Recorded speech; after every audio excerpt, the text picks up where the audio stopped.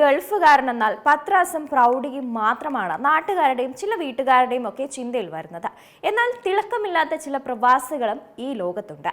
ജീവിതം പച്ചപിടിക്കാൻ പെടാപാടുപെടുന്ന അത്തരം മനുഷ്യർ തളർന്നു പോവാൻ യുദ്ധമോ വലിയ നിരോധനങ്ങളോ ഒന്നും വേണ്ടിവരില്ല.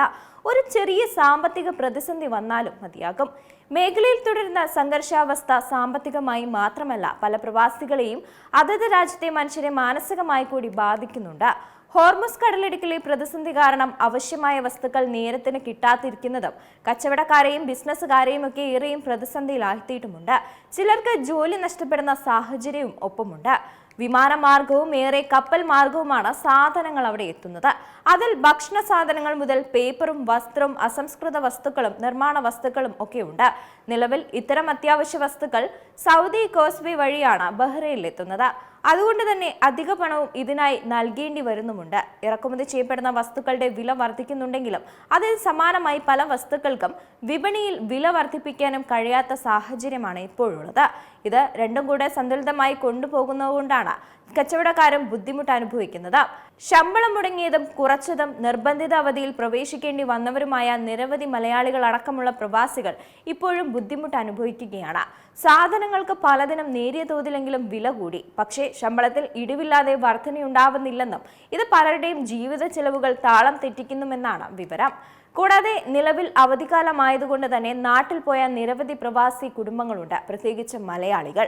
ഓഗസ്റ്റിലെ ആദ്യ ആഴ്ചകളിലാണ് പലരും തിരികെ വരാനുള്ളതും. സെപ്റ്റംബറിലെ ഭീമമായ ടിക്കറ്റ് നിരക്കിൽ നിന്ന് രക്ഷ നേടാനാണ് പലരും ഇങ്ങനെ ടിക്കറ്റ് എടുക്കാറുള്ളത്. എന്നാൽ മേഖലയിൽ തുടരുന്ന അനിശ്ചിതത്വം കാരണം എയർ ഇന്ത്യ എക്സ്പ്രസ് അടക്കമുള്ള നിരവധി വിമാനങ്ങൾക്ക് ഈ ആഴ്ച സർവീസ് നിർത്തിവെക്കേണ്ടി വന്നിട്ടുമുണ്ട്. ഇതുമൂലം നേരത്തെ ടിക്കറ്റ് എടുത്തവർ മറ്റൊരു വിമാനത്തെ ആശ്രയിക്കേണ്ട സാഹചര്യമാണുള്ളത്. 3-4 അംഗങ്ങളുള്ള ഒരു കുടുംബം ഒന്നിച്ച് അടിയന്തര സാഹചര്യത്തിൽ മറ്റൊരു ടിക്കറ്റ് എടുക്കുക എന്ന് പറയുന്നത് വലിയൊരു സാമ്പത്തിക ബാധ്യത വരുത്തിവെക്കുന്ന കാര്യമാണ്. അതുകൊണ്ട് തന്നെ നിരവധി പേർ എന്ത് ചെയ്യണമെന്നറിയാതെ നിസ്സഹായരായി തുടരുകയാണ്. വിമാന സർവീസുകൾ റദ്ദാക്കുന്നത് വൈകി അറിയിക്കുന്നതും നിരവധി പേരെ ബുദ്ധിമുട്ടിലാക്കുന്നുണ്ട്. തങ്ങൾ ടിക്കറ്റ് എടുത്ത എയർലൈൻ സർവീസ് നടത്തിയേക്കുമെന്ന വിശ്വാസത്തിൽ മറ്റൊരു ടിക്കറ്റിനായി ശ്രമിക്കാത്തവരാവും പലരും ഉണ്ടാവുക. എന്നാൽ അവസാന നിമിഷം സർവീസ് റദ്ദാക്കുന്നതിലൂടെ അടിയന്തരമായി നാട്ടിലെത്തേണ്ടവർക്ക് മറ്റൊരു ടിക്കറ്റ് എടുക്കാൻ വലിയ തുകയാണ് നൽകേണ്ടി വരുന്നത്. വിമാന സർവീസുകൾ തടസ്സപ്പെടുമ്പോൾ സാധാരണക്കാരായ യാത്രക്കാരും പ്രവാസികളുമാണ് ഏറ്റവും വലിയ ദുരന്തം അനുഭവിക്കുന്നത്. സമയത്ത് ജോലിയിൽ തിരികെ പ്രവേശിക്കാൻ കഴിയാത്തത് പ്രവാസികളെയും തൊഴിലിനെയും സാമ്പത്തിക സുരക്ഷയുമൊക്കെ സാരമായി തന്നെ ബാധിച്ചിട്ടുണ്ടെന്ന് പറയണം. ഉയർന്ന വിമാന നിരക്കും അധിക താമസ ചെലവുകളും സാധാരണ കുടുംബങ്ങൾക്ക് വലിയ സാമ്പത്തിക ഭാരമാണ് വരുത്തിവെച്ചത്. ഇതിനു പുറമെ ചികിത്സയ്ക്കായി യാത്ര ചെയ്യുന്ന രോഗികൾ, വിദ്യാർത്ഥികൾ, സ്ത്രീകൾ, വയോജനങ്ങൾ എന്നിവർ അനുഭവിക്കുന്ന മാനസിക സമ്മർദ്ദവും ബുദ്ധിമുട്ടുകളും ഏറെ ഗൗരവമുള്ളത് തന്നെയാണ്.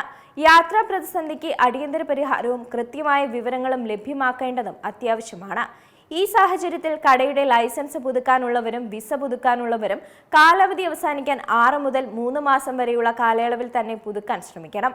അല്ലാത്തപക്ഷം അവസാനത്തിൽ പുതുക്കുമ്പോൾ എന്തെങ്കിലും നിയമ തടസ്സങ്ങളോ നിയമവിരുദ്ധ നടപടികളോ നേരിടേണ്ടി വരികയോ രേഖപ്പെടുത്തുകയോ ചെയ്തിട്ടുണ്ടെങ്കിൽ അവസാന നിമിഷം അത് പുതുക്കുന്നതിൽ വലിയ ബുദ്ധിമുട്ടുകൾ തന്നെ നേരിടേണ്ടി വന്നേക്കും. എന്നാൽ ഈ ഒരു പ്രതിസന്ധി ഘട്ടത്തിലും സ്വദേശികളെയും പ്രവാസികളെയും ചേർത്ത് പിടിക്കാൻ പല പ്രവാസി സംഘടനകളും മുന്നോട്ട് വരുന്നു എന്നത് അഭിനന്ദനീയം തന്നെയാണ്. ഏറ്റവും പുതിയ വാർത്തകളും വിശേഷങ്ങളും വിരൽത്തുമ്പിലറിയാൻ സീ മലയാളം ന്യൂസ് എല്ലാ ഡിജിറ്റൽ പ്ലാറ്റ്ഫോമുകളിലും ലഭ്യം.